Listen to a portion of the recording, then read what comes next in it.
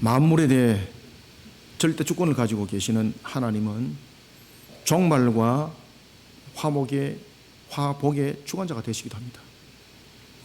종말이 하나님의 구원과 심판 속에 진행되어진다면 화복은 하나님 앞에 교만한 자를 향한 저주와 구원의 백성인 남은 자에 대한 축복이 그 중심을 이루고 있습니다. 때는 BC 약 730년경이었습니다. 이스라엘의 역사로 볼 때에 남과 북이 갈라진 역사 속에 역사가 진행되어집니다.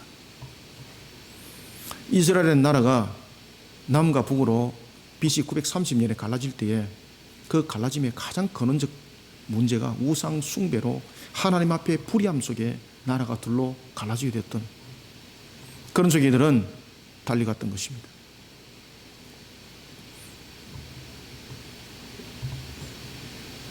이런 속에 BC 730년에 북이스라엘에는 혼탁한 시대를 살아가면서 호세아가 왕으로서의 이제 나라를 다스릴 때였습니다. 때는 BC 730년이었습니다. 그때에 고대 근동 사회 속에서 그 지역 팔레스타인 지역 속에서 가장 근동의 강자가 바로 아수르였습니다. 아수르가 그 근동을 완전히 그냥 휘어잡았던 것입니다. 그러다 보니까 이 아수르에 대항하기 위해서 연합을 이루는, 그리고 또한 여러 가지 측면에서 자신들의 하나의 동맹적 구조를 만들었던 나라들이 아수르에서 하나하나 정리가 되는 겁니다.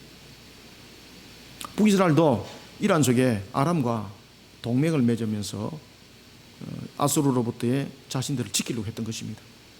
그러나 이런 아람이 아수르에 의해서 그냥 한 방에 총 정리가 버립니다. 깨끗하게 그냥 정리가 버리는 겁니다.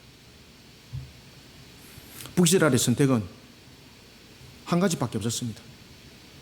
아수르라는 그 제국의 조공을 바치면서 종살이를 하는 나라가 되는 것이었습니다.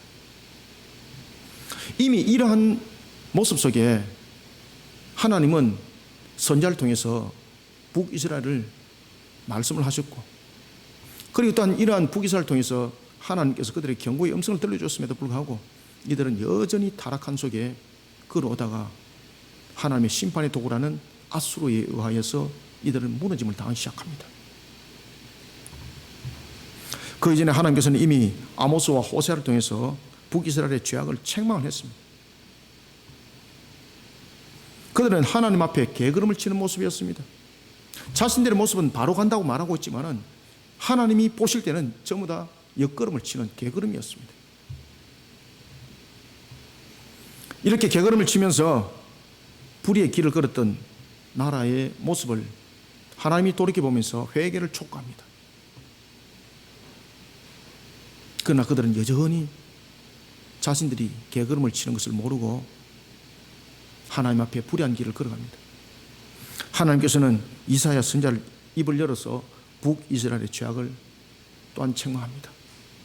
그러나 자신들이 지금 어떤 길을 가고 있는지 알지 못하는 그들, 여전히 그들은 영적 분별력을 잃어버린 그들, 거듭된 책망에도 불구하고, 거듭된 회개 촉구에도 불구하고 이것이 그들에게 들려지지 않는 겁니다. 여전히 개걸음을 치고 있는 겁니다. 사랑하는 성도 여러분, 나라가 아무리 부흥하고 나라가 아무리 잘 살아도 세상은 절대 주권자 되시는 하나님의 주관하심 속에 있다는 것을 우리는 인지하셔야 됩니다. 그래서 우리는 나라가 잘 사는 나라가 목표가 아닙니다. 우리가 아무리 여러분 국방을 갖다 강하게 만들어 보십시오. 그 속에는 또 다른 하나의 분쟁이 있을 수밖에 없고 또 다른 강자 속에 다스림을 받습니다. 우리가 부강한 나라를 만들어야 되겠습니다. 여러분, 부강한 나라를 어떻게 만들어야 되겠는가요? 우리가 정말로 잘 사는 나라를 만들어야 되겠습니다. 어떻게 잘 사는 나라를 여러분 만들어야 되겠는가요? 지금 북이스라엘이 나라가 연약해서, 나라가 가난해서 아수르에 짓밟힌 것이 아닙니다. 그들이 하나님 앞에 개걸음을 치고 있었던 겁니다. 우리는 오늘 이사야 선지자를 통해서 주신 하나님의 말씀을 통하여서 우리는 이 시대를 비춰봐야 합니다. 지금 이 나라는 하나님 앞에 정말로 온전한 걸음을 걷고 있는가? 우리는 나라를 이야기할 때에 잘 사는 나라를 그리고 또한 강한 나라를 만든다고 정부가 말하고 있습니다. 대통령도 말하고 있습니다. 정말로 여러분들 자신이 그냥 구호만 외치고 제도만 만든다 그래서 강한 나라가 되나요? 사기꾼들만 득실하는 거죠. 열심히 개발한다고 그 사회가 잘 삽니까? 제가 여러분들에게 물어보고 싶습니다. 나라에게 물어보고 싶습니다. 개발이라는 것은 무엇입니까? 개발이라는 것은 정말로 헐벗고 가난하고 연약한 자들이 함께 잘 살 수 있는 사회가 개발입니다.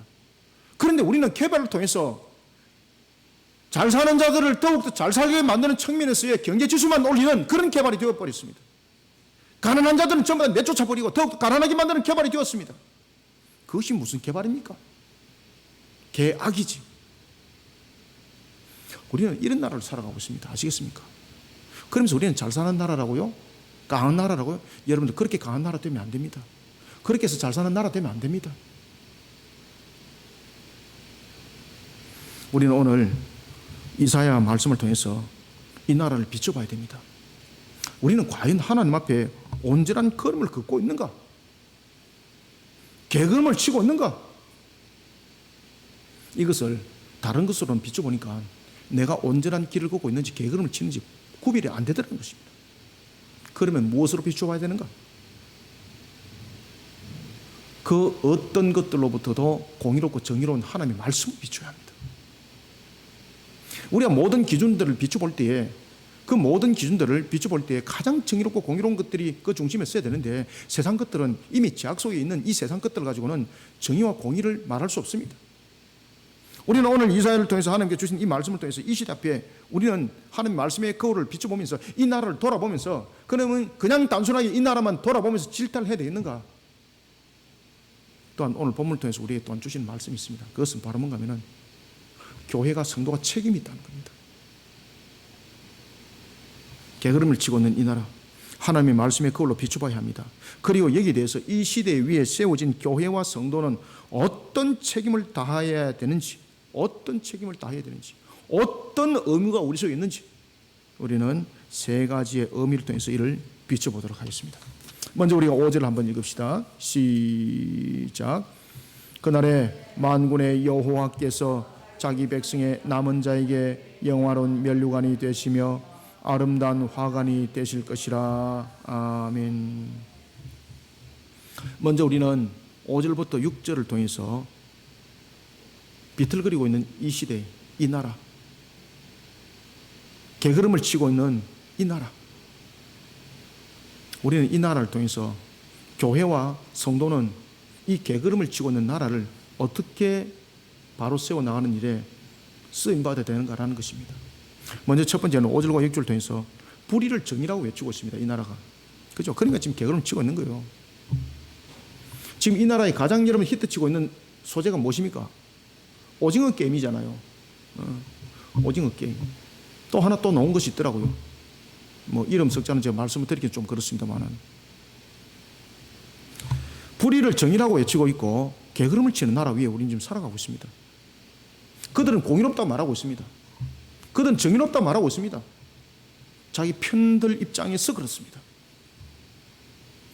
불의를 정의라 외치고 개걸음 치는 나라 위에 우리는 하나님의 법도와 규례가 공의의 저울과 추가 되도록 법의 정신을 바르게 세우는 일에 책임을 다하는 교회와 성도가 되어야 합니다. 여러분들 그리스도인들이 국회의원이 되었습니까? 그리스도인들이 장차관이 되었습니까? 총리가 되었습니까? 그것이 하나님의 은혜라고요? 그러면 거기서 하나님의 은혜라고 끝나면 되는 겁니까? 왜 하나님이 당신들을 그곳에 세웠는지 모르십니까? 그곳에 세운 이유와 목적이 있습니다. 그런데 그러한 이유와 목적 속에는 주님의 나라를 세우지 않는 거예요. 그러니까 이 나라가 개판 5분절이 되어 있는 거예요, 여러분들.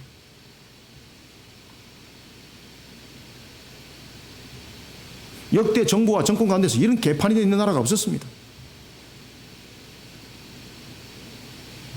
여러분, 정의와 공의의 원천은 죄악된 것으로부터 나올 수 없습니다. 인간의 타락으로 말미암아 세상으로부터 생성되는 것은 정의롭지 못합니다. 공의로울 수가 없습니다. 자신들이 정의롭다고 말하고 있고 자신들이 공의롭다고 말하고 있는 것은 다른 사람에게 물어보세요. 정의로운지 공의로운지. 편가람 속에서 자기 편에서 그렇게 해석하니 정의로울 수, 자기 편에서 해석하니 공의로울 수밖에 없는 거예요. 이런 세상을 향해서 하나님께서는 이미 우리에게 정의와 공의가 뭔지를 시내산 언약을 통해서 법도와 규례를 주었습니다. 모세가 시내산에서 받은 10계명, 이스라엘이라는 한민족을 향한 계명이 아닙니다. 비록 이스라엘이 하나님의 나라의 백성으로서 언약을 맺은 가운데 받은 10계명과 법도와 규례지만은 그 계명과 법도와 규례는 이스라엘만이 지켜야 될 법이 아닙니다. 이스라엘이 대표로 받았을 뿐입니다. 온 나라와 온 민족이 지켜야 될 법입니다.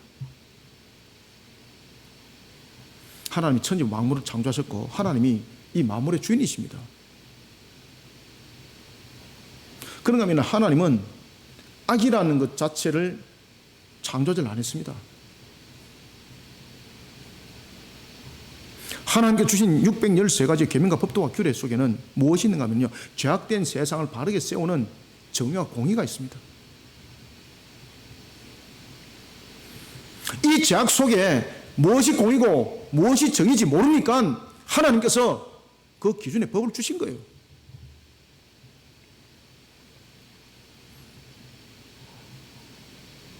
(613가지) 법도와 규례, 죄악된 세상을 향해서 무엇이 정의고 무엇이 공의인지 그 기준으로서 하나님이 주신 법이었습니다. 이 법의 정신을 살리는 것이 바로 세상의 법입니다. 그런데 여러분, 세상의 법을 보십시오. 어떻습니까? 정권이 바뀌고 대상이 바뀌어버리면 법도 바뀌어버려요. 여러분들, 공의롭지 못하다는 거죠. 여러분들, 그 법이 공의로웠으면 왜 정권이 바뀌는데 법이 바뀌어야 됩니까? 왜 대상이 바뀌면 법이 항상 바뀌어야 되나요? 자기들이 볼 때 공의롭지 못하거든. 그런데 또 상대편이 볼 때는 또 공의롭지 못한 거예요. 이런 우리는 요지경 속에 살아가고 있습니다. 여러분들, 이사야서 28장 5절은 증가합니다. 그날에 만군의 여호와께서 자기 백성이 남은 자에게 영화로운 면류관이 되시며 아름다운 화관이 되실 것입니다. 아멘. 이게 이제 마지막 종말 때 심판대에서 여러분들 우리에게 들려주는 하나님의 음성이거든요. 요한계시록 20장 11절부터 15절에 보면은 세상의 모든 사람들, 신자든 불신자든 모든 사람은 하나님 심판대 앞에 부활하여서 그 심판대 앞에 심판받습니다. 요한계시록은 이것을 흰 보호자라고 말하고 있고 이것을 우리는 백보자 심판대라고 말하고 있습니다. 이때에 그 심판의 기준이 무엇입니까? 이때 심판의 기준이 그 사람의 행위입니다. 행위. 마음으로부터 행위, 몸으로부터 행위. 행위라는 것은 몸으로만 움직인 액션이 아닙니다. 마음으로부터 움직인 이것도 바로 행위입니다. 그래서 인간이 죄를 범할 때 영육간이 죄를 범한 것 아니겠습니까? 그러니 인간이 구원을 받을 때 영육간이 구원인 거예요. 그러니까 백보자 심판대에서 심판을 받을 때 영육간의 심판을 받는 거예요. 자신이 비록 육신적으로 행한 그런 도덕질은 없지만은, 자신이 육신적으로는 세상 사람들 올 때 참으로 성인의 삶을 살았다고 말하지만은 그 속에 비겁함이 있다든지, 그 속에 다른 사람을 음란하게 했다든지, 다른 사람을 미워했다든지 이러면 영적 행위의 죄가 되는 거예요. 그래서 행위책이 펼쳐지는 거예요. 왜? 공의롭게 재판하기 때문에. 세상이 아무리 정의롭다고 외치고 그 정의가 세상 속에서는 정의로울지 모르지만 하나님의 법을 떠나면 그것은 정의가 아닙니다. 아무리 세상에서 공의롭다고 떠들고 있지만 그것이 하나님 앞에 하나님이 펼쳤을 때에 공의롭지 못하면 그거는 공의가 아닙니다. 그래서 하나님께서 613가지 법도와 규례를 주신 거예요. 여러분들 아시겠습니까?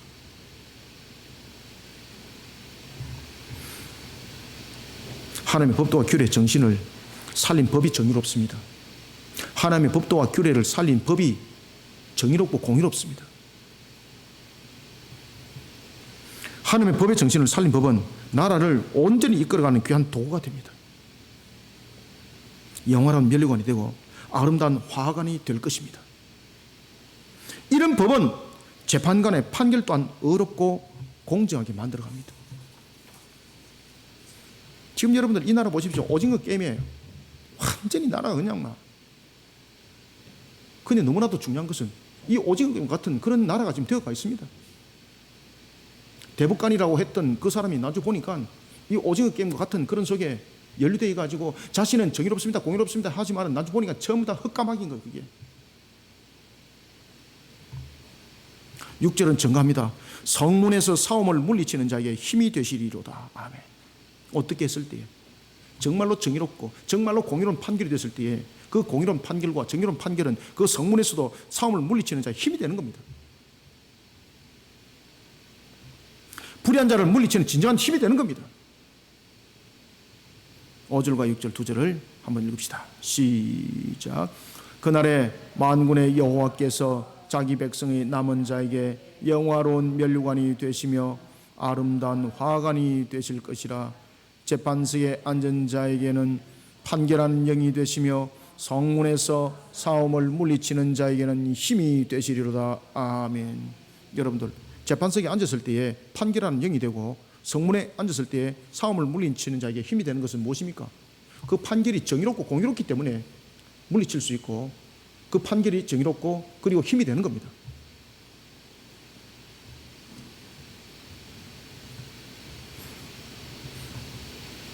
사랑하는 성도 여러분, 지금의 나라의 모습을 방관하면 안 됩니다. 나라가 있기 때문에 우리가 존재하는 것입니다. 그래서 우리는 조국을 사랑해야 됩니다. 그런데 요새 이 조국이라는 단어를 참 쓰기가 민망스럽습니다. 분명히 조국이라는 것은 나라를 말하고 있는데 이 조국이라는 단어가 등장하니까 완전히 사건과 사이비 같은 그런 추종 세력이 되더라는 것입니다.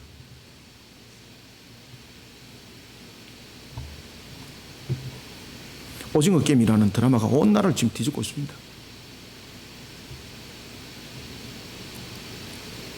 저는 뭐 이것을 보지는 않았습니다만은 이 오징어 게임을 저는 처음에 오락 게임인 줄 알았습니다. 저는 오락 게임을 저는 하질 않습니다. 뭐 핸드폰이고 어디든 간에 게임 자체가 없습니다. 저는. 그래서 계속해서 오징어 게임, 야, 이 참 게임이 참 이상한 게임인갑다. 전 세계에서 이렇게 이 게임을 좋아하는갑다. 그렇게 생각하고 있었습니다. 근데 나중에 보니까 이게 드라마더라고요. 제가 깜짝 놀랐습니다. 이게 9부작으로 만들어졌다 그러더라고요. 어릴 때에 우리의 놀이를 통해서 아주 잔인한 프로죠, 그죠? 그런데 사람들이 이 오징어 게임이라는 이 프로에 완전히 동화되어 버렸습니다. 온 세계가 매료를 당해버렸습니다. 왜 그렇습니까? 자신들의 현실을 너무 많이 잘 비춰주고 있거든요. 현재 나의 모습 그리고 나라의 모습이 그 속에 비춰주고 있거든요. 우리가 여러분 나라를 한번 봅시다. 자신들의 정당성, 그러면서 민중을 외칩니다. 저도 한때는 민중을 외치면서 일어섰던 사람 가운데 한 사람이었습니다. 과연 민중은 무엇인가? 이들은 정당성과 민중을 말하고 있고 대중성을 말하면서 자기의 논리에 빠져가 있습니다. 자기의 논리에 빠져 있는 나라. 하나님 보시기에 불의한 나라. 그렇지만 하나님 보시기에 불의하더라도 정당성과 민중과 대중성이 많은 사람의 지지만 받기만 하면은 공의롭다고 말하는 나라. 그래서 여론 조작 사건이 나타난 것 아니겠습니까? 이게 무슨 정의입니까? 이게 무슨 공의입니까? 썩어가는 나라지.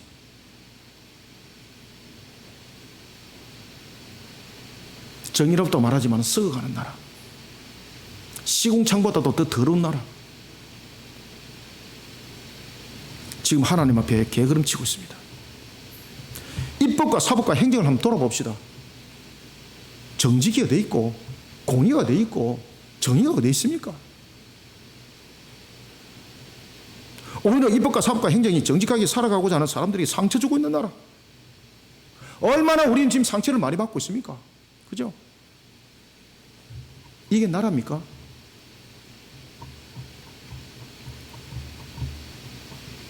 여야를 불문하고 도둑놈이 판을 치는 나라. 이게 나라입니까 이게? 사기꾼 집단이 판을 치는 나라. 이게 나라입니까 이게? 나라 똑바로 끌어가라고 국회의원 뽑아놨더만, 나라 똑바로 뽑아라고 청와대 세워놨더만 도둑질하고 앉아가 있고, 국민들에게 상처만 주고 앉아가 있고, 이게 나라입니까 이게? 그러니까 사람들이 오징어 게임에 열광을 하는 거예요. 온 나라 지도자들이 회개해야 됩니다. 이 프로 보고.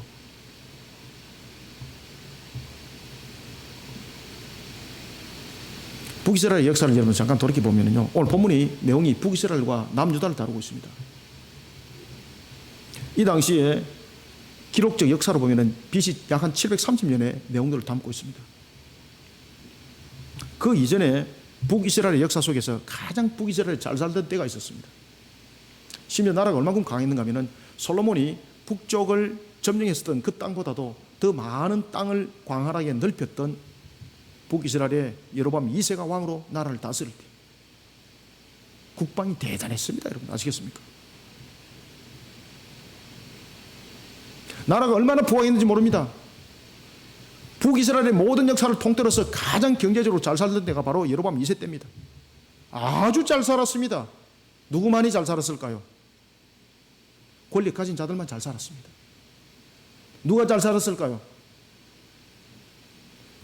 권력 가진 자들과 아첨한 자들만 잘 살았던 것입니다. 그래서 경제가 부강하고 군사는 강했을 뿐입니다.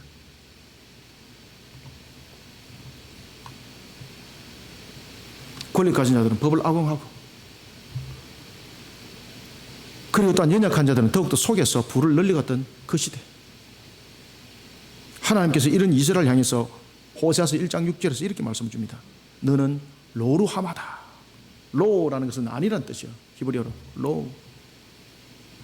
내가 다시는 너를 궁휼히 이기지 않을 것이고 너를 용서하지 않을 것이다. 이것이 로루하마예요. 로루하마. 그러면서 하나님께서 또한 호세아 1장 9절에서 또 이렇게 말씀하십니다. 너는 로합니다. 로 아니라는 거예요. 암미 백성, 내 백성이 아니라는 거예요. 얼마나 그들이 경제적으로 잘 살았는지 모릅니다. 얼마나 나라가 부강인지 모릅니다. 그런데 하나님께서 아니라는 거예요. 아니라는 거예요. 자신의 편견과 집단 이기적 모습으로 자신의 그림을 그려내가는 불의의 시대, 그러면서 정의를 외치는 그런 시대. 하나님은 말씀하십니다. 너가 지금 개걸음 치고 있구나. 정말로 여러분들 이 나라 위에 필요한 것이 무엇인가 아십니까? 강력한 법과 제도를 만들었는데 이 나라 잘 삽니까? 범죄는 더욱더 악해지고 있습니다.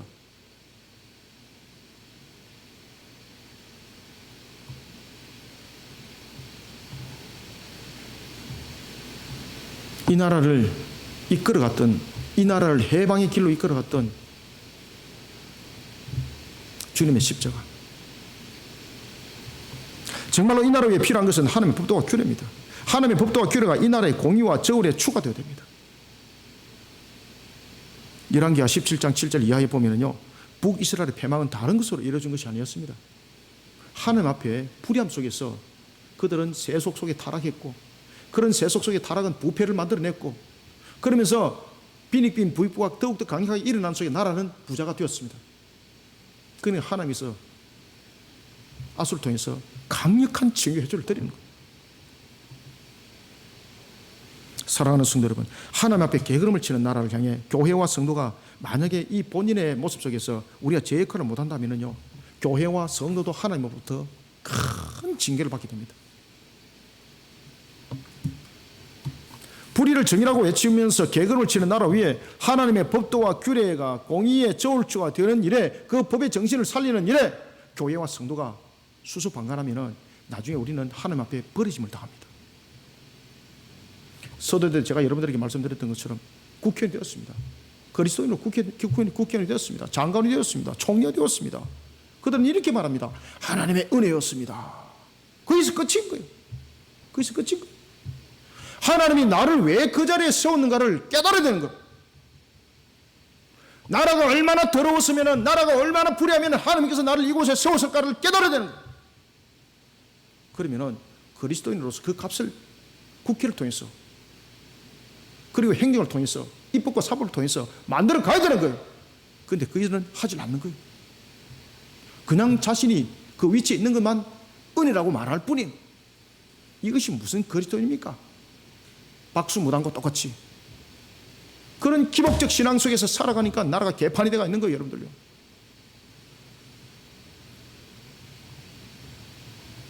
그러면서 불의를 보고 불의라 말하지 못하고,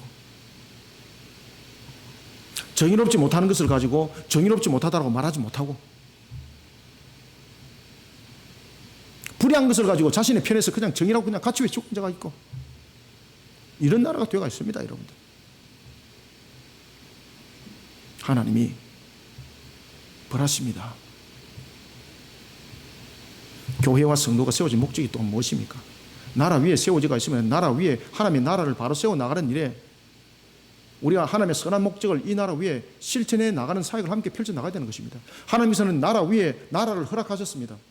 그러면 하나님께서 나라 위에 나라를 허락하시고 왕을 허락하셨습니다. 그러면 네가 알아서 하라 이것이 아닙니다. 하나님의 법도와 규례에 맞추어서 나라가 다스려지고 왕은 그러한 법도와 규례 속에서 백성들이 바로 설 수 있도록 역할입니다. 그런데 인간들이 이것을 권력이라고 말하고 있습니다. 하나님은 권력이라고 말한 적이 없습니다. 권위라고 말했을 뿐입니다. 그 권위는 하나님의 역할을 대신하는 측면에서의 옳은 길로 이끌어가는 권위였습니다. 그런데 이들은 그것을 권력으로 사용을 하는 겁니다. 그러면서 개걸음을 치는 거예요. 교회와 성도는 여기에 대해서 수수방관하면 안 됩니다. 하나님의 법도와 규례, 613가지 법도와 규례에 대한 그 정의와 공의의 정신을 이 나라 행정 위에, 입법과 사법 위에 바르게 세워야 합니다. 그래서 땀 흘려 일하는 사람들이 복되게 살아나가는 사회를 만들어 가야 되는 겁니다. 땀 흘려 일하는 사회가 기쁨이 되는 사회를 만들어 가야 되는 것입니다. 온통 나라에 하는 짓거리라고는 보면 도박장 만들고 앉아가 있고, 이 속에 무슨 소망과 희망이 있습니까? 힘내어서 복권 사업이 나오고 앉아가 있고, 이게 무슨 소망과 희망이 있습니까? 땀 흘려서 일할 수 있는 건설적인 것들을 만들어내지 못하고, 한탕주의 속에서 인기 영합적 측면에서 정책이나 펼치고 앉아가 있고, 이러니 썩은 개걸음을 치는 거예요, 여러분들.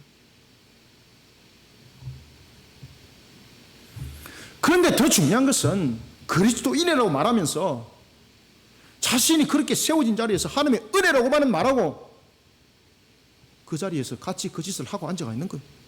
하나님 용서하지 않습니다, 여러분들. 이 나라가 왜 개걸음을 치겠습니까? 하나님의 법도와 규례가 공의의 저울과 추가 되도록 법의 정신을 바로 세우는 일에 책임을 다하는 교회와 성도들이 되시기를 소원합니다. 두 번째는 7절을 한번 읽습니다. 시작. 그리하여도 이들은 포도주로 말미암아 엿걸음을 치며 독주로 말미암아 비틀거리며 제사장과 선지자도 독주로 말미암아 엿걸음 치며 포도주에 빠지며 독주로 말미암아 비틀거리며 환상을 잘못 풀며 재판할 때도 실수하나니. 아멘. 여러분, 이게 어디의 모습들입니까? 지금 우리의 모습들로 똑같은 거예요. 이게 참 기가 막히는 거죠, 그죠? 약 한 3,000년 전에 이 말씀 준 거예요. 마치 우리를 보는 것 같아요. 그러니까 오징어 게임이 사람들이 그렇게 말하잖아요. 자영업자는 죽어가고 있는데 당신은 춤을 추고 있습니까?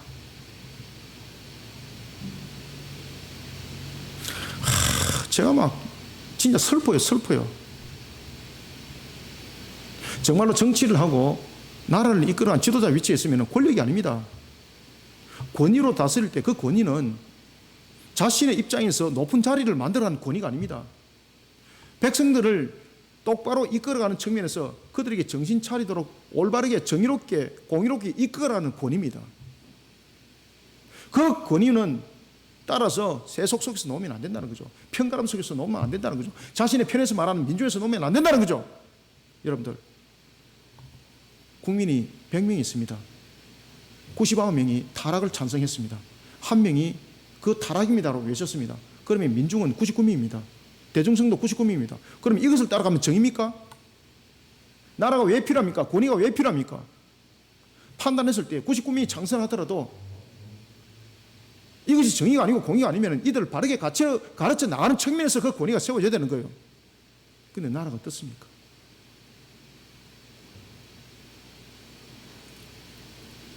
두 번째는 우리가 7절을 보겠습니다.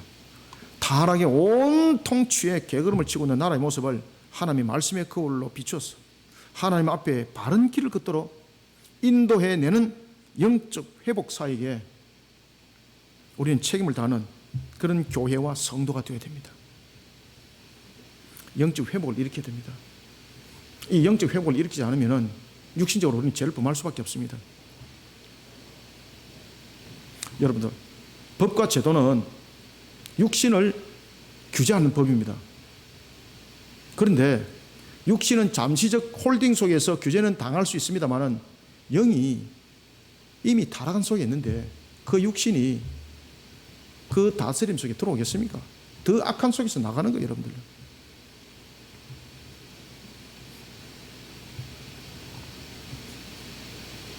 그래서 옛날에 우리가 해방을 맞이했을 때도 김구 선생이 그런 말을 했잖아요. 김구 장로가 이 나라에 경찰서 100개 세우는 것보다도 올바른 교회 하나 세우는 것이 이 나라에 더 필요하다고 말입니다. 열왕기하 17장 7절 이하에 보시면은 북이스라엘의 왕이었던 호세아, 그 호세아는 여호와께 죄를 범합니다.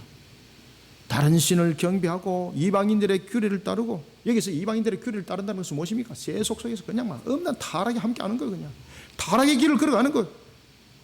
이때 그럼 남유다는 어땠을까요? 남유다는 거룩했을까요? 오늘 본문에서 그 이야기를 하고 있는 겁니다. 이렇게 타락한 세월을 살아가는 북쪽에 비해서 그러면 남쪽은 거룩했는가?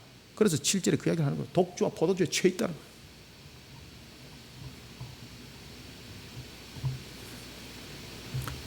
지도자의 모습을, 종교 지도자뿐만 아니라 지도자의 모습을 비춰봅니다.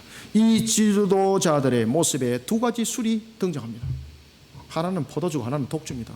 그런데 왜 이런 포도주와 독주를 가지고 지금 이 내용들을 이야기를 했을까라는 것입니다. 특히 우리가 첫 번째, 이들이 지금 게으름을 치게 만드는 도구가 있는데 그것이 첫 번째는 포도주입니다. 그런데 포도주를 우리가 성경에서 한번 찾아보니까 포도주가 어떤 역할을 하고 있는가 하면은 게으름을 치는 역할을 하고 있는 것이 아니었습니다. 원래 하나님께서 포도주를 허락했던 것은 민수기 15장 5절 이하에 보면은 하나님께 드리는 제물로 쓰임받았습니다. 그런가 하면은 누가복음 10장 34절과 디모데전서 5장 23절, 그리고 사무엘상 1장 24절에 보니까 포도주가 어디에 쓰임받더라? 의료용품과 음료로 취급받았습니다. 아주 귀한 거죠. 그런데 인간이 이것을 악용하는 거예요. 그래서 포도주 사건이 제일 먼저 터졌던 것이 바로 노아였죠. 창세기 9장 20절 이하에 보면은 이런 포도주를 과하게 먹으니 죄를 범하는 동기를 부여하게 되는 것입니다. 성경은 말합니다. 노아가 농사를 시작하여 포도나무를 심었더니 포도주를 마시고 취하여 그 장막에서 어땠더라? 벌거벗은지라. 아멘. 이러면서 이제 사건이 터지는 거예요. 그런가 하면 두 번째 독주를 봅시다. 독주라는 것은 아주 독한 술이 독주라고 말하는 것입니다. 그것은 독하게 만들려고 했던 것이 아니라 그 열매 속에서 나타난 특성에 의해서 이 독주가 된 겁니다. 그런데 이 독주로 지금 게으름을 친다는 거예요. 그러면 독주는 어떤 것인가? 민수기 28장 7절에 보니까 독주를 전제 예물로 드렸습니다. 아시겠습니까?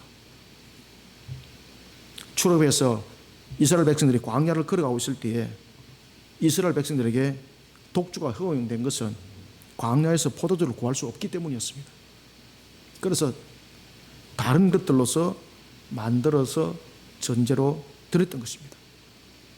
그런데 이런 독주가 또한 레위기 10장 9절과 사사기 13장 4절에 보면은 포도주와 함께 삼가하도록 하고 있습니다. 왜 그럴까요? 포도주와 독주는 이와 같이 하나님께서 치료하게 하시고 또한 하나님께서 화목을 이루는 측면에서의 우리에게 흙을 돋구는 측면에서의 그 모습으로 허락하심인데, 이 포도주와 독주가 과해버리는 겁니다. 과하게 먹어버리니까 포도주와 독주를 마시는 것이 아니라 포도주와 독주가 사람을 삼켜버리는 겁니다. 세상에 그리고 타락이 주는 그런 술에 취한 선지자들. 그래서 이 포도주와 독주는 세상이 주는 삶의 방식입니다. 세상이 주는 우리의 환경적 요소들입니다. 이런 부분들을 통해서 이것이 세상을 온전히 하나님의 법도와 규례 속에서 다스리지 못하고 이것을 이제 결탁해서 이것을 절기 시작하는 거예요. 그러면서 포도주가 독주가 죄를 범하는 도구가 되어버린 겁니다. 세상에서 주는 타락한 술에 취한 선지자들이 타락하여 사람들의 듣기 좋은 방식으로 환상을 풀어줍니다.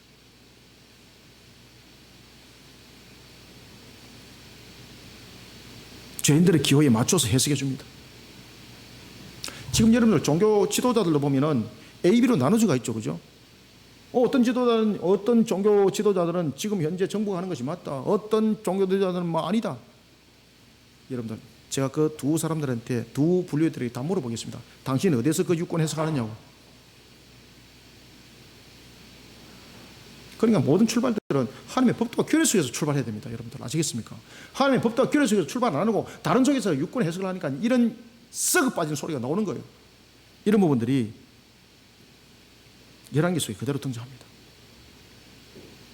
7절은 증가합니다.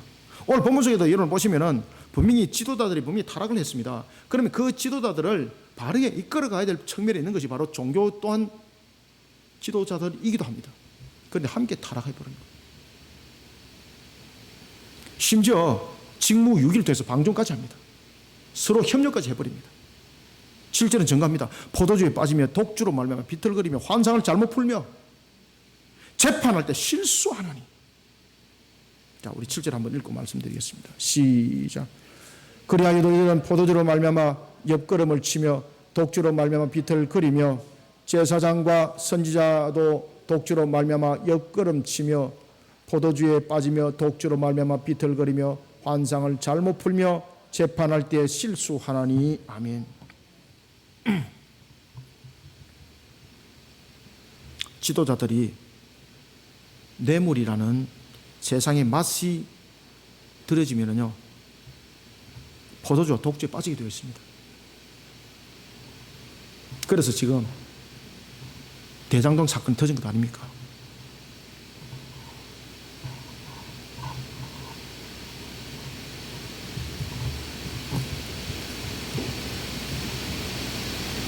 세상의 맛이 담긴 포도주와 독주에 빠지면 영적 분별력을 잃어버립니다.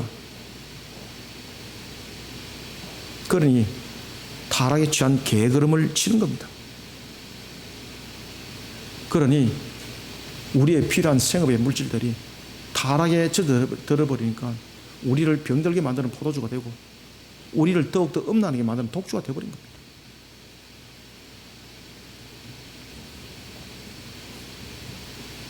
여러분들 열왕기상 22장 1절 이하에 보면 남유다에 여호사밧이라는 왕이 있습니다. 특히 이 여호사밧은 아합과 사돈관계를 맺습니다. 아합이 여호사밧을 꼬들게 되는 거죠. 그래서 아합이 자신의 딸인 아달랴를 이스라엘 역사에 있어서 가장 악한 여인 이세벨의 딸 아달랴, 남유다의 다윗의 혈통을 완전히 끊어버리려고 작정을 했던 마귀의 세력 아달랴, 그 아달랴를 여호사밧이 자신의 며느리로 맞이합니다.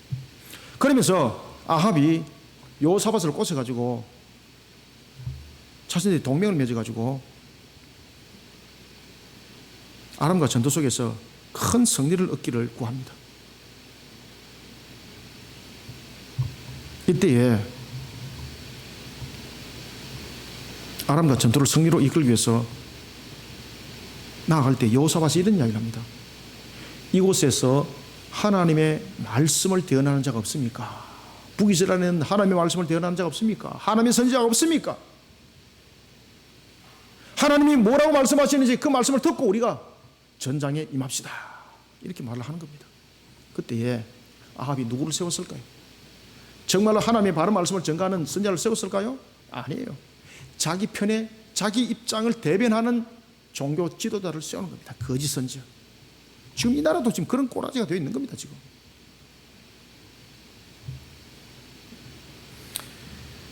이때 거짓 선지자였던 시드기야가 철로 만든 뿔을 가지고 왕에게 보이면서 아합에게 이렇게 말합니다. 여호와의 말씀이, 여호와께서 그렇게 말씀하지도 않았는데 여호와의 말씀이 이러면서 권위를 가지고 딱 이야기를 하는 거예요. 여호와의 말씀이 이것들로 아람 사람들을 찔러 진멸하고 왕은 성리를 거두어서 돌아올 것입니다. 그러나 거짓 선자였던 시드기야의 꿀 발린 말은 길랏 라못에서 성리가 아니라 아합은 시체가 돼서 돌아옵니다. 처참한 시체가 돼서 돌아옵니다. 아합의 죽음으로 그 선자의 말이 거짓이라는 것이 드러나게 됩니다.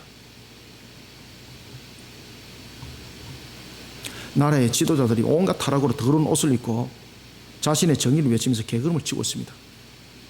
여기 대해서 종교 지도자들이 어떻게 해야 되는가? 편가름 속에서 역할이 아닙니다. 하나님의 법도와 규례 속에서 말할 수 있는 종교 지도자들이 되어야 되는 것입니다. 세속의 영광이 주는 더러운 포도주, 독주에 취해서 자신의 모습을 잃어가고 있습니다. 아시겠습니까? 지금 종교 지도자들도 이런 포도주와 독주 속에서 편가름이 나가 있는 거예요. 항상 우리는 원리적 측면에서 하나님의 정의와 공의 속에 우리는 항상 들어가야 됩니다. 하나님의 법도와 규례 속에서 그 정신 속에서 우리는 말할 수 있어야 되는 것입니다. 그런데 편가름 속에서 지도자들이 종교 지도자를 편에서 말을 하기 시작하는 겁니다. 아합이 다스렸던 그 시대에 이 사기꾼 시드기야와 똑같은 역할을 하는 거예요.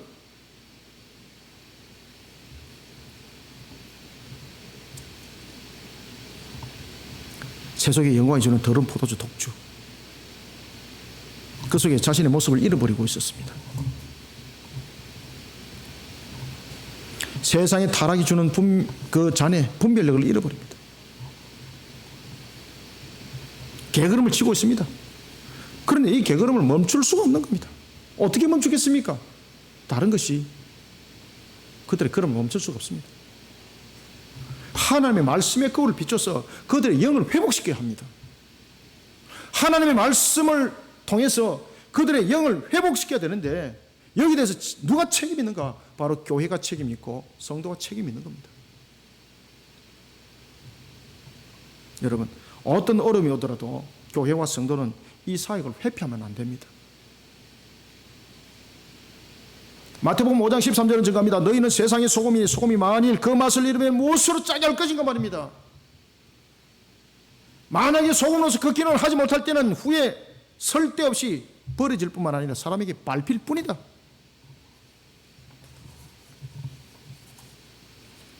타락의 온통 취해 개걸음을 치고 있는 나라의 모습, 이 나라의 모습을 하나님의 말씀의 거울로 누가 비추겠습니까? 그래서 우리는 바른 영적 지도자가 나타나야 됩니다. 교회들이 말할 수 있어야 합니다. 성도들이 말할 수 있어야 합니다. 무조건 하나님의 은혜라고 말하는 것 아닙니다. 국회의원이 되었습니다. 총리가 되었습니다. 하나님의 은혜입니다. 여기서 끝이 아닙니다. 당신을 왜 그곳에 세웠는가를 말할 수 있어야 합니다. 그때 당신을 왜 이곳에 세웠냐라고 말할 때 편가름 속에서 말하는 것이 아닙니다. 하나님의 법도와 규례의 정신 속에서 말해야 됩니다. 그 공의롭게 말하는 그런 영적 지도자, 교회 지도자가 되어야 합니다.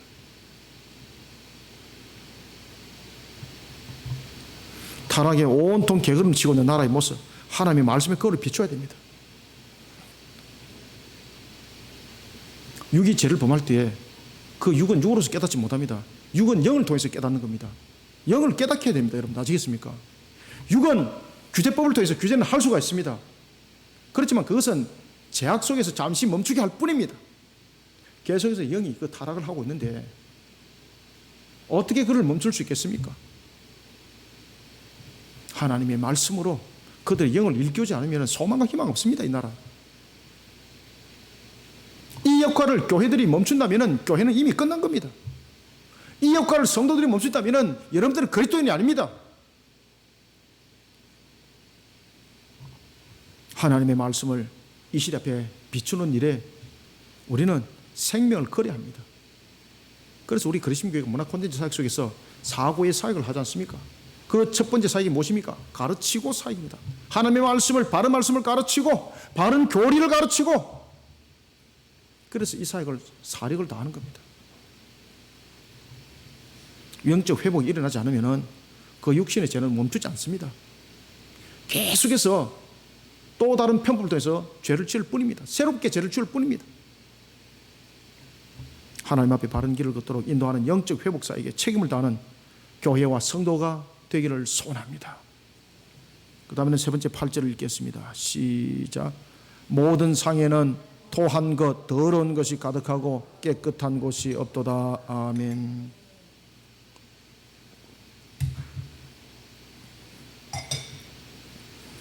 마지막으로는 세 번째, 마귀가 뿌려놓은 더러운 것에 우리는 빠져 있으면 안 됩니다. 마귀가 뿌려놓은 더러운 것에 빠져서 게으름치고 있는 나라 위에 소망과 희망의 십자가 세워야 됩니다. 여러분들 아시겠습니까? 이 교회들이 지금 정신 차려야 됩니다. 지금 이 코로나 시대, 무너진 시대에 지금 교회들이 어떤 역할을 하고 있는가 보십시오, 여러분들. 얼마나 제값들을 못하고 있는지 모릅니다. 십자가를 세우는 그리스도 문화를 만들어가야 됩니다. 이 일들을 교회들은 사력을 다해야 됩니다. 여러분들 아시겠습니까? 마귀가 뿌려놓은 더러운 것들을 제거하기 위해서는 청소를 해야 됩니다. 투쟁에서 싸워서 청소가 아닙니다. 그리스도의 십자가를 세워서 보혈로서 정리를 해야 됩니다. 마귀가 뿌려놓은 더러운 것들에 빠져 게으름치고 있는 나라 위에 소망과 희망의 십자가 세워야 합니다. 그 소망과 십자가를 세우는 그리스도의 문화를 만들어가는 일에 책임을 다하는 교회와 성도들이 되시기 바랍니다.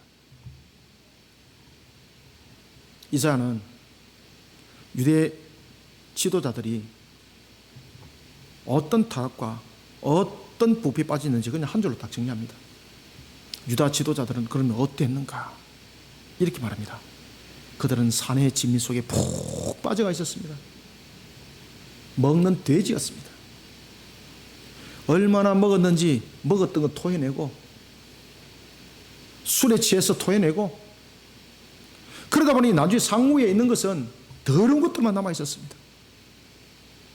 상무에 있는 것은 결국은 토한 것과 더러운 것들이 온 상을 더럽히고 있었습니다. 이사야는 이렇게 증가하고 있습니다. 깨끗한 곳이 없었습니다. 지도자들의 삶뿐만 아니라 영적 면에 이르기까지 썩은 것들로 가득했습니다. 하나님께로 바르게 인도해내야 될 자들이 타락해서 이성을 잃어버렸습니다. 종교 지도자들도 동일하게 상에서 타락을 통해서, 음란을 통해서 같이 토하고 앉아가 있는 거예요. 여러분, 세상이 타락할 때 그 타락을 막아주는 것이 종교라면 여기에 대한 종교 지도자들의 역할이 얼마나 중요한지 모릅니다. 너무나도 중요합니다. 너무나도. 그러나 종교 지도자들이 타락해버렸습니다. 그러면 어떻게 될까요, 여러분들? 종교가 타락하게 되면요, 세상은 미쳐집니다. 종교가 타락하면은, 종교 지도자들이 타락하게 되면요, 세상은 지옥이 되는 겁니다. 그래서 종교개혁이 일어났잖아요. 1517년 10월 31일 날 마틴 루터가 비텐베르그 교회당 앞에 95개 항을 못을 박습니다. 그 근본에 대한 출발은 어디서부터 일어났습니까? 바로 로마 가톨릭이 자신들이 다스리기 위해서 돈이 필요했던 거죠. 그 재정을 끌어모으기 위해서 한 가지 궁리를 해냈던 것이 있는데, 그것이 바로 자신들의 연옥설 교리와 함께 연결시켜서 만들어낸 것이 있었습니다. 그것이 바로 지옥으로부터의 탈출, 면제부였습니다. 면제부. 이야, 요거 만들면 돈 되겠다, 요거 만들면 재정 충당 되겠다, 이러면서 종교 지도자들이 세상 타락과 함께 버렸던 거예요. 그런데 놀랄 사실은 이렇게 종교가 타락해버리니까 세상이 함께 타락하면서 마치 지옥의 삶을 살아가는 거예요. 그러니까요, 가진 자든 가지 못한 자든, 특히 가지지 못한 자들은요, 자신들의 생활의 모든 것들을 팔아서 이 면제부를 살리고 줄을 서는 거예요. 줄을 서는 거예요. 그러면서 이 면죄부를 돈을 주고 사면서 그들은 하늘을 향해서 환호를 지릅니다. 야, 이제는 지옥으로부터 내가 탈출을 했구나. 루트가 그것을 다 본 거죠. 로마 가톨릭은 자신들의 재정을 만들기 위해서, 자신들의 권력을 만들기 위해서, 자신들의 터전을 더욱더 견고하게 만들기 위해서 이렇게 면죄부를 만들어서 팔아먹기 시작했습니다. 성경에도 없는 면죄부를 같이 세상과 함께 타락해버린 거죠. 물질의 누님은 마귀 앞에 앞잡이게 된 겁니다. 그러면서 이들이 펼쳐나간 것은 바로 지옥을 탈출하는 사기 사건이었습니다. 여기 사람들이 말리 들었던 겁니다. 종교개혁은 이렇게 일어났던 겁니다. 나라를 돌이켜봅시다. 권력을 이용하고 자신들의 거짓된 정의의 논리로 타락의 잔치를 지금 벌이고 있습니다. 그러니까 나라가 오징어 게임에 미쳐 있잖아요.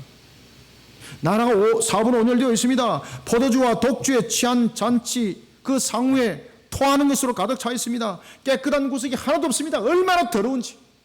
얼마나 더러운지.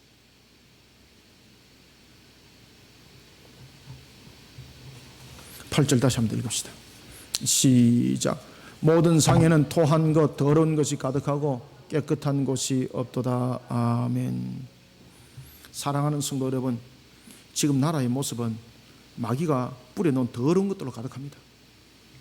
이것을 가지고 자신의 잔치를 벌린 지도자다. 그 지도자들의 더러운 상에 사람들은 소망을 잃어버리고 있습니다. 그런데 더 무서운 것은 종교 지도자들이 그들과 함께하고 있습니다. 그러니까 사람들이 체념하는 삶을 살아가는 것. 이것이 나라입니까? 예레미야서 25장 27절의 말씀처럼 타락의 잔은요, 그 다음에 반드시 오는 것이 하나가 있습니다. 타락의 잔 다음에는 반드시 오는 것이 있습니다. 그것은 바로 하나님의 진노의 잔입니다. 이 반드시 맞습니다. 지금 이 나라 위에 이제 무슨 잔이 남았습니까? 진노의 잔이 남은 거예요. 아시겠습니까? 이 진노의 잔은 여러분들요, 우리 모두가 함께 마시는 잔입니다. 누가 책임지겠습니까? 기억하셔야 됩니다. 하나님의 진노의 잔은 선택이 아닙니다. 반드시 마시는 잔입니다. 반드시 값은 있습니다. 나라 위에 소망과 희망이 잃어버린 상태 속에서, 부패 속에, 타락 속에서 반드시 진노의 잔이 옵니다. 그러면 우리는 이 진노의 잔이 거둘 수 있는 것은 무엇이었을까라는 것입니다. 바로 십자가입니다. 이 나라 위에 소망과 희망을 십자가 신앙으로 세워야 합니다. 음란과 타락은, 부패는 십자가 신앙의 못을 박아야 합니다. 우리가 여러분들 보시면 대장동 사건이 왜 터졌습니까? 결국은 거기에 살던 가난한 사람들 전부 다 쫓아보내고 자기들끼리 그냥 잔치한 거지 않습니까? 그러면서 여러분 대장동 그 사건을 통해서 우리가 여러분 사회적 측면에서 그 경기도에 있는 사람들이, 성남시에 있는 사람들이 그 개발을 통해서 사람들이 혜택받은 것이 있나요? 어떻게 했습니까? 자기들이 그냥 다 꿀꺽 다 해버린 거잖아요. 그게 무슨 개발이에요, 그게? 개발은 무엇이라고요?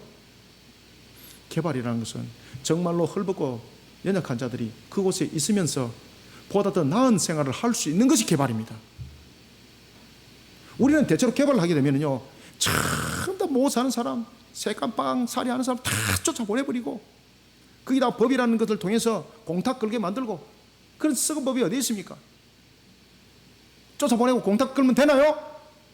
그게 진짜로 정의고 공인가요, 그게? 우리는 개발이라는 자체 단어부터 다 고쳐야 됩니다. 우리는 개발이라는 그 구조적 측면을 통해서 경제적 측면에서 어떤 숫자적 개념을 가지고 우리는 그것을 말하고 있는데, 그것은 개발이 아닙니다. 여러분들, 우리가 세상을 살면서 학고방 짓고 살면은 문제 생깁니까? 학고방 짓고 살아도 그 속에서 우리가 나눔이 있고 그 속에서 사람의 삶이 있습니다.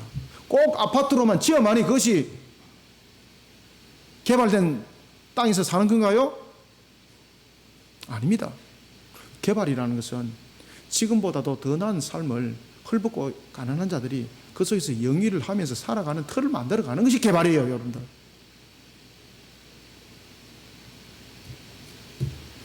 제가 그 대장동 사건을 제가 보면서 제가 속에 분노가 치밀어 올랐었습니다. 저 도둑놈들, 하나님께서 저들에게 향해서 진노의 잔을 반드시 마시게 할 것이다. 헐벗고 연약한 자들을 돌아보지 못하는 사회. 그들에게는 아파트에 지어서 살 수 있는 능력이 없어요, 여러분들요. 정말 우리가 함께 더불어 잘 사는 사회가 무엇입니까? 경제적 구조적 측면에서 숫자만 올라가는 거지 그 지표의 숫자가 올라가는 것만이 잘 사는 건가요? 그런 잘 사는 것 저는 싫습니다. 그런 거 필요 없습니다.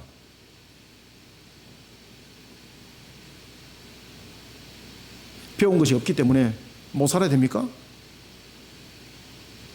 권력이 없기 때문에 항상 깡통 들고 육교에 올라서 동냥만 해야 되나요?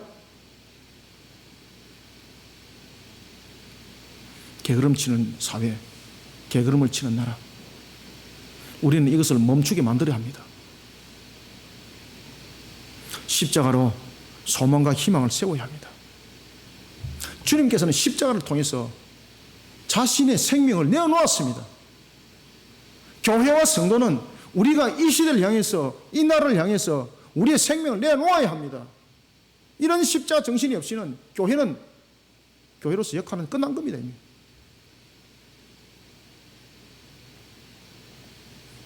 교인 수만 많이 늘면 그것이 교회인가요? 그것이 교회의 목적인가요? 그것이 교회의 목표인가요? 정신 차리시길 바랍니다.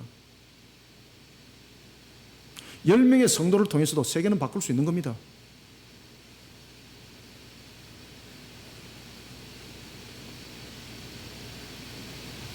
십자가를 세워야 합니다. 십자가를 세워야 합니다. 내가 죽어야 합니다. 나를 죽여야 합니다. 나를 죽여서 흘려보내야 합니다. 그래서 십자가 신앙 속에는요, 섬김과 나눔이 그 속에 함께 있는 거예요. 그래서 우리 그리심교회 문화 콘텐츠 사역의 네 번째 사역이 무엇입니까? 손에 쥐어주고 사역입니다. 우리는 교회의 본인의 모습들을 바로 세워야 합니다. 성도의 가치를 바르게 빨아야 됩니다. 이런 속에 그리스도의 문화를 만들어가는 일에 책임을 다하는 교회와 성도들이 다 되시기를 소원합니다. 말씀을 마치겠습니다. 불의를 정의라고 외치는 거짓된 자가 자기 논리 속에 온통 나라를 게으름치게 만들어가고 있습니다. 자신을 위한 잔치상을 마련하고 있습니다. 자신을 위한 잔치상을 마련하기 위해서 거짓과 위선을 앞세우고 있습니다. 그 거짓과 위선과 결탁하고 있습니다. 그런 지도자들이 나라를 온통 더럽게 만들고 있습니다.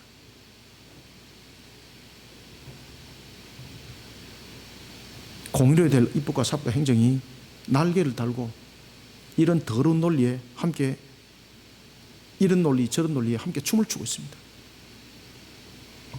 이 나라를 살리는 것은 능력이 있는 자가 아닙니다. 제발 여러분들 누군가를 뽑을 때 능력 있는 사기꾼들 뽑지 마시길 바랍니다. 능력 있는 자 뽑는 것이 아니라 정말로 믿음 신앙 속에서, 십자가 신앙 속에서 정직한 자를 뽑으시길 바랍니다. 예수를 믿는다면서도 사기치고 거짓말하는 사람들이 얼마나 많습니까? 정말로 진정한 믿음 속에서 있는 자를 뽑으시길 바랍니다. 정말로 주님의 십자가 신앙으로 세우신 자를 뽑으시길 바랍니다. 그런 사람을 통해서 역사가 일어납니다.